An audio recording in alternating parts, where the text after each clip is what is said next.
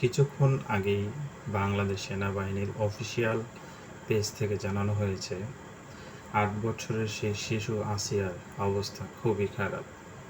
আজকে সারাদিনে 4 বার cardiac arrest হয়েছে। সিপিআরের মাধ্যমে তাকে স্বাভাবিক রাখা হয়েছে। তার সিচুয়েশন 60/40, যা আরও নিম্নমুখী।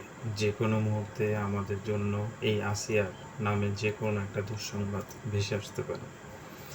হয়তোবা যে কষ্ট, যে পৈশাচিক নির্যাতন আসিয়া সহ্য করে মৃত্যু শয্যায় ঘুম দিয়েছে, সেই ঘুম থেকে হয়তোবা আসিয়ার বের হয়ে আসতে পারবে না।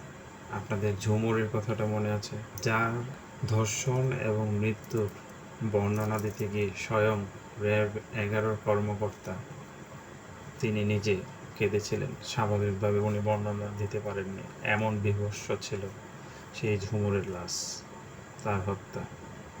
একই বয়স, পার্থক্য কিন্তু একই।